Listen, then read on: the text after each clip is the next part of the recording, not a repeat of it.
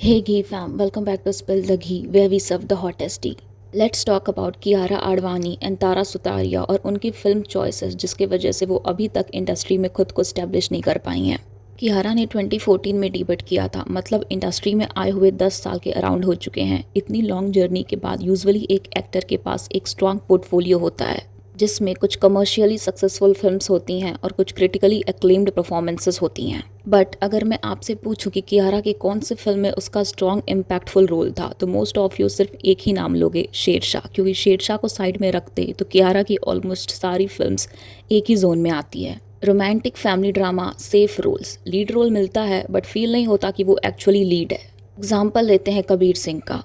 Film super hit थी no doubt, but honestly Kiara का role याद नहीं है किसी को डीपली, लेकिन शाहिद कपूर का कैरेक्टर सबको याद है क्योंकि स्टोरी रिवॉल्व करती है शाहिद कपूर के कैरेक्टर के अराउंड। और अगर कियारा की बात करें उस फिल्म में तो her screen time was limited and it felt more like a supporting presence than a strong female lead. अब अगर हम आलिया भट्ट को देखें तो दो उसको करण जौहर का सपोर्ट है बट उसने उस सपोर्ट को यूज़ भी किया है स्मार्टली। उसने रिस्की और डिफरेंट रोल्स चूज़ किए। She did films like highway, dear Zindagi, Gangubai, और ये सारी मूवीज़ जो उसने चूज़ की बहुत प्रोमिनेंट रोल प्ले करती हैं आलिया के करियर ग्राफ में।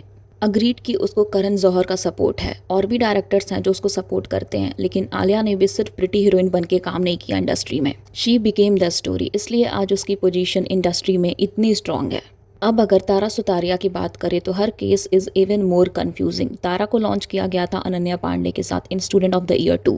Same film, same launch, same opportunity, but outcome totally different. Ananya somehow spotlight में बनी रही, उसकी फिल्म चॉइसेस, पीआर, विजिबिलिटी सब स्ट्रॉन्ग रहा। बट तारा सुतारिया को सिंगिंग, एक्टिंग, स्क्रीन प्रेजेंस, हर चीज़ में इतना टैलेंटेड होने के बाद भी अभी तक एक भी ब्रेक थ्रू रोल नहीं मिला।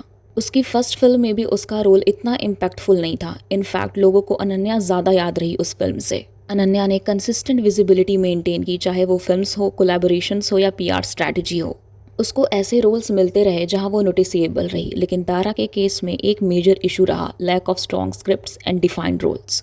और जब एक एक्टर कंटिन्यूसली ऐसे रोल्स करता है जहां वो स्टोरी का मेन पार्ट नहीं होता तो ऑडियंस के लिए उन्हें सीरियसली लेना डिफिकल्ट हो जाता है एज अ परफॉर्मर।